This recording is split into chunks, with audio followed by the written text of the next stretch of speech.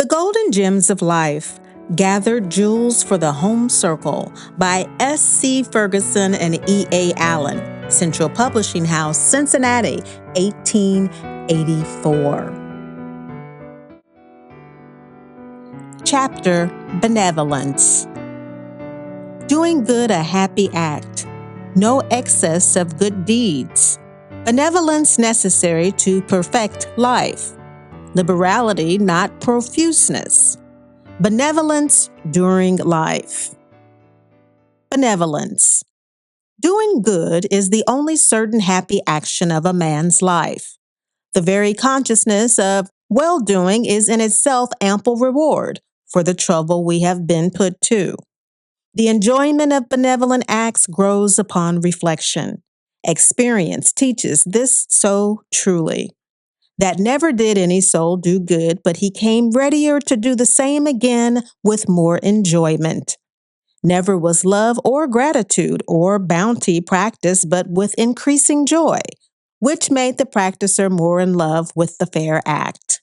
If there be a pleasure on earth which angels cannot enjoy, and which they might almost envy man the possession of, it is the power of relieving distress. If there be a pain which devils might almost pity men for enduring, it is the deathbed reflection that we have possessed the power of doing good, but that we have abused and perverted it to purposed ill. He who has never denied himself for the sake of giving has but glanced at the joys of benevolence. We owe our superfluity, and to be happy in the performance of our duty, we must exceed it. The joy resulting from the diffusion of blessings to all around us is the purest and sublimest that can ever enter the human mind, and can be understood only by those who have experienced it. Next to the consolation of divine grace, it is the most sovereign balm to the miseries of life, both in him who is the object of it and in him who exercises it. In all other human gifts and possessions, though they advance nature, yet they are subject to excess. For so we see that by aspiring to be like God in power, the angels transgressed and fell. By aspiring to be God in knowledge, man transgressed and fell.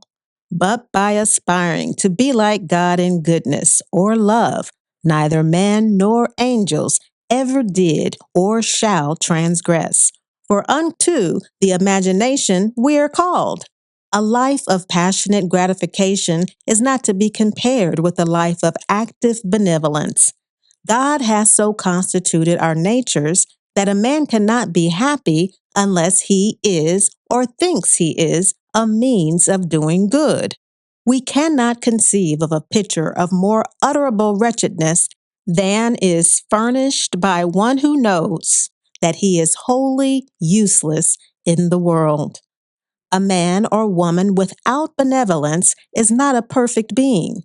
They are only a deformed personality of true manhood or womanhood. In every heart, there are many tendencies to selfishness, but the spirit of benevolence counteracts them all.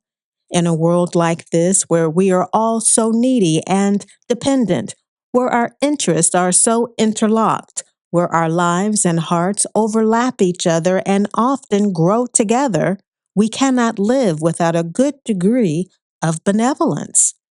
We do most for ourselves when we do most for others. Hence, our highest interests, even from a purely selfish point of view, are in the paths of benevolence.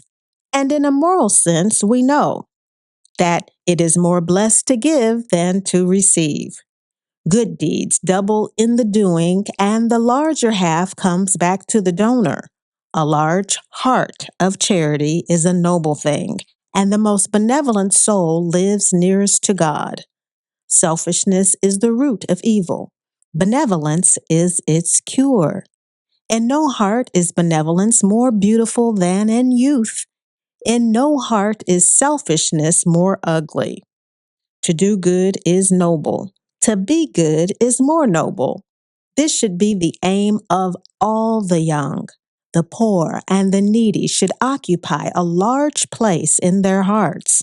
The sick and suffering should claim their attention. The sinful and criminal should awaken their deepest pity. The oppressed and downtrodden should find a large place in their compassion. Woman appears in her best estate in the exercise of benevolent deeds. How sweet are her soothing words to the disconsolate! How consoling her tears of sympathy to the mourning!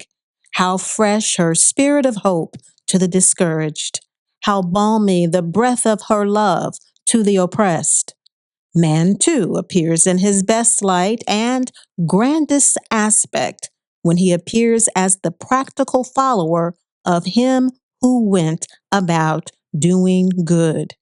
He who does these works of practical benevolence is educating his moral powers in the school of earnest and glorious life. He is laying the foundation for a noble and useful career. He is planting seeds of a charity that will grow to bless and save the sufferings of our fellow men. Liberality consists less in giving profusely than in giving judiciously, for there is nothing that requires so strict an economy as our benevolence. Liberality, if spread over too large a surface, produces no crop. If over one too small, it exuberates in rankness and in weeds, and yet it requires care to avoid the other extreme.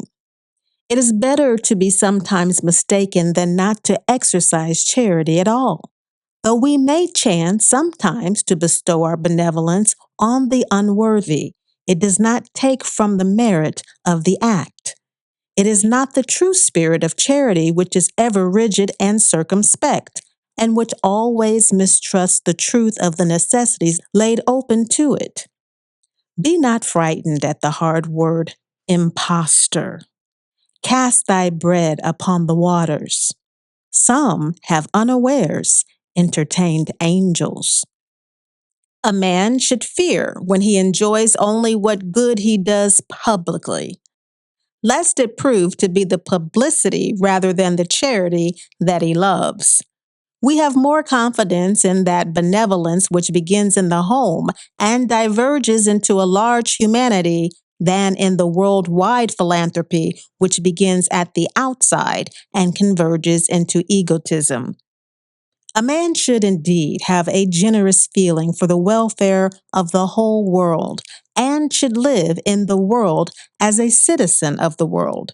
But he may have a preference for that particular part in which he lives. Charity begins at home, but it may and ought to go abroad. Still, we have no respect for self-boasting charity, which neglects all objects of commiseration near and around it, but goes to the end of the world in search of misery for the sake of talking about it. Generosity during life is a very different thing from generosity in the hour of death. One proceeds from genuine liberality and benevolence, the other from pride or fear.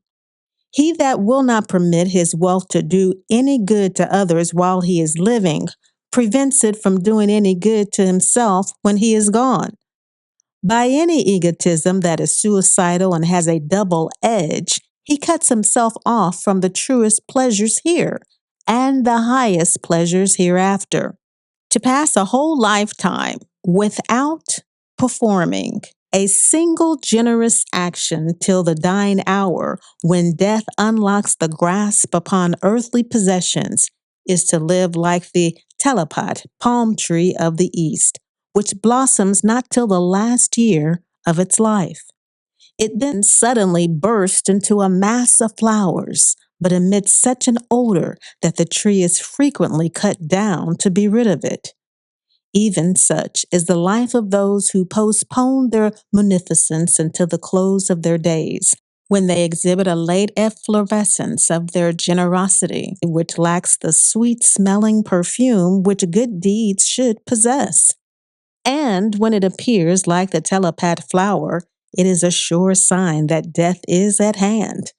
They surrender everything when they see they cannot continue to keep possession, and are at last liberal when they can no longer be parsimonious. The truly generous man does not wish to leave enough to build an imposing monument, since there is so much sorrow and suffering to be alleviated. They enjoy the pleasure of what they give by giving it when alive and seeing others benefited thereby. A conqueror is regarded with awe. The wise man commands our esteem, but it is the benevolent man who wins our affection. A beneficent person is like a fountain watering the earth and spreading fertility. It is therefore more delightful and more honorable to give than to receive. The last best fruit which comes to late perfection, even in the kindliest soul, is tenderness towards the hard, forbearance toward the unforbearant, warmth of heart towards the cold, philanthropy towards the misanthropic.